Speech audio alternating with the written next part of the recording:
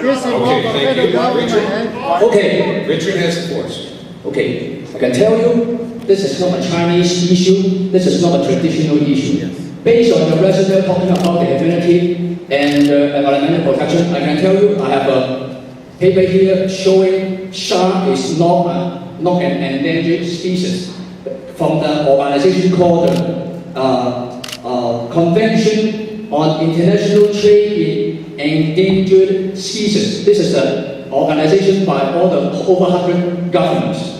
And then, based on their research, only 4 sharks out of 400 are in the watch list. So I don't know where to get your research. This is all the people they rely on to feed their family. My question was, when does the tradition? I tell you, this is not a traditional issue.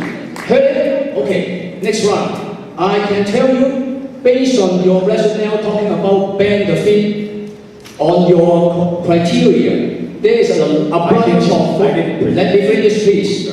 There is a bunch of food fall into the same criteria. Give you some example if you don't know. Beef, we need 7 pounds of food to feed to get 1 pound of meat. And that is known, all the cow, when they digest, they will contribute a big problem to the carbon issue on Earth. So why beef is not on the list? Salmon, 3 pounds of food to feed 1 pound of meat. Why you do not have the salmon put on the list? Tuna are known to be an endangered species. We know that in 2025, no more tuna can be harvested. Why don't you put this on the list? If you think that maybe shark is related to food, you solely ask all the food fall into the same criteria.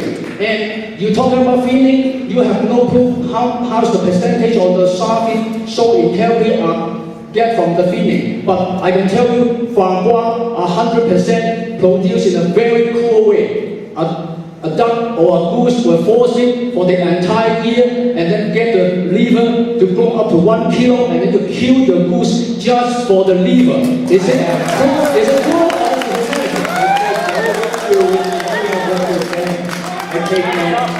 I told you this is not a traditional issue, not a culture issue. Did I answer you? Get out! You're Brian's friend, right? You said you're Brian's friend? Next question, please.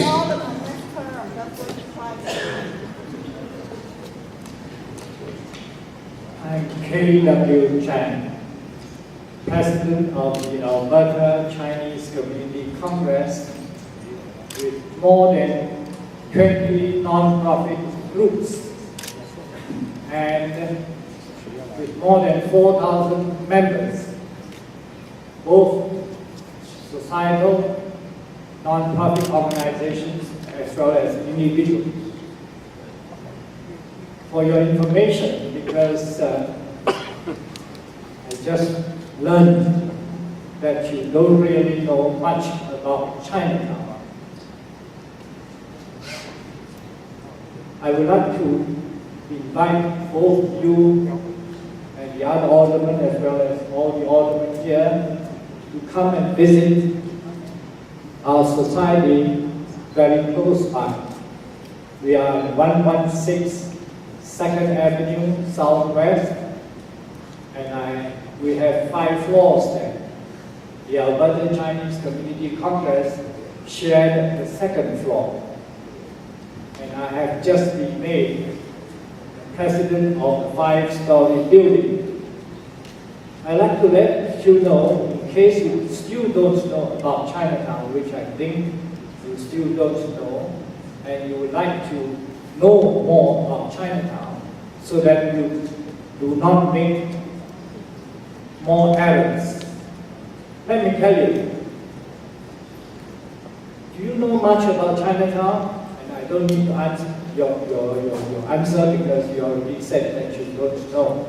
Do you know that from 1910 to 1980, how many years would that be? 70. The city of Calgary never cleaned up Chinatown even once. That's actually not correct. Do you know what is 1980? He you not just do the cemetery? 75th anniversary of the city of Calgary. You just did the Chinese centennial in this very room, if you recall. 75 years old. I applied for money to clean up Chinatown in 1980. And a lot of people, some of them are here, a lot of them have passed away. We all clean up Chinatown. The city never cleaned up once for 80 years. Actually, I have been a university professor. I should not have been involved. But then, I'm not even Chinese. I came from Malaysia. I was educated completely in English. And I got my PhD from Australian National University. A lot of people have asked me, why are you involved in Chinatown? You are a university professor. In case you don't know, if you ever come to my office, you will be surprised at my worldwide acknowledgement of myself. And yet, I have served the Chinese community together with my old friends, most of whom have passed away. I have served the community for 39 years. So I know what is involved in Chinatown. Okay, I'm going to have to stop there, sir. I would like to, because you have already explained that you do not know what is shark's fin and other animals mistreated, even human beings. Yeah. Alderman, you might want to take him up on his invitation. I was going to say, I am honored by your presence and honored by your invitation, and I will take you up on it. Please, so that you can know more about Chinatown, more about shark's fin, and as well as what are the main problems affecting the whole world, Thank you. not just shark fin. Thank you, sir. One thing about and having a PhD here to tell you is one thing that I have learned is that I have a lot to learn.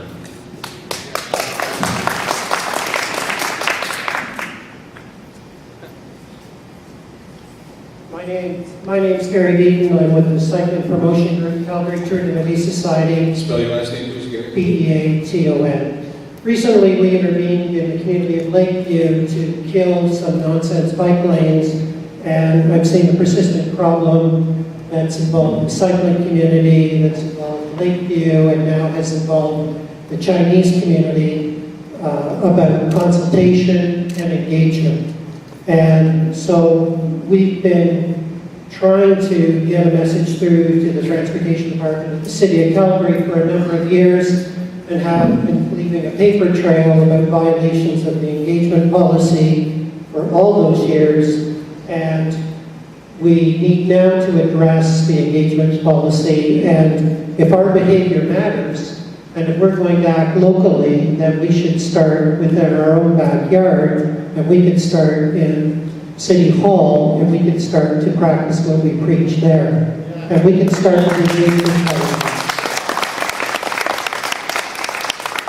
Before that notice of motion was filed, there should have been discussions with the Chinese community. There should have been discussions with the community of Lakeview, and the bureaucrats should have actually listened to what the words that were being told them by the community, and we wouldn't be pulling out bike lanes because that wasn't free time. That's costing the taxpayers. When we talk about bike ramp policies for $3 million, that's costing the taxpayers money, and we could save a lot by listening to taxpayers. So if we want to become a world-class city, let's start listening to the citizens, and they will tell you about the world-class city that we want to create here in Calgary. So my question to the alderman is, we have other issues coming down the pipe that are going to be potential conflicts like this one if we don't properly engage the citizens. Can you tell us what you intend to do to make sure that the bureaucrats actually start practicing some of the policies that you guys pass on council? Thank you.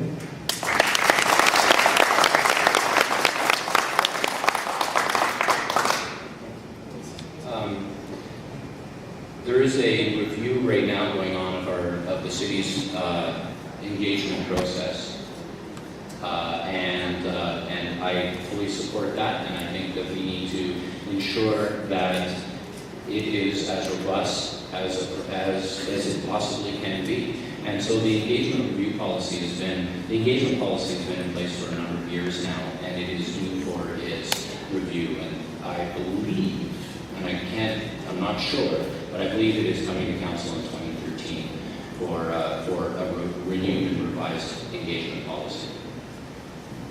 Anything to add, John? Okay, What he said. next question. My name is Jimmy T. I'm sorry, we missed your name, but you weren't on the mic yet. Jimmy T. I have two questions. I listened to Alderman Victor's about the shark for the global issues. We see is overfishing for the global issue. If you want to be a leader, you should lead that way, rather than shuffling. And second part, I don't think City Council can put our money to education people, rather than sitting on a high chair like you, borrow high chair and bang. The gentleman before me, he said the right thing. He said, listen, be more humble rather than sitting in a high chair. Okay, I beg you, you cannot do that. That's not the way in the Western society. It could be happening in China because they are communists, but not in this society.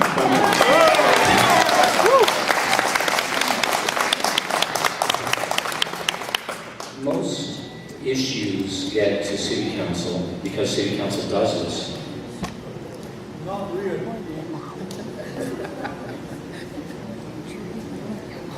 That's it? Okay, next question. My name is Ed Wong, W-O-N-G. I represent the citizens of Calgary. My number one question That's is... awesome responsibilities. Okay, my number one question is, Mr. Pincott saying that a lot of shark fins are of illegal fin. Do you have any figure with that? I didn't say illegal.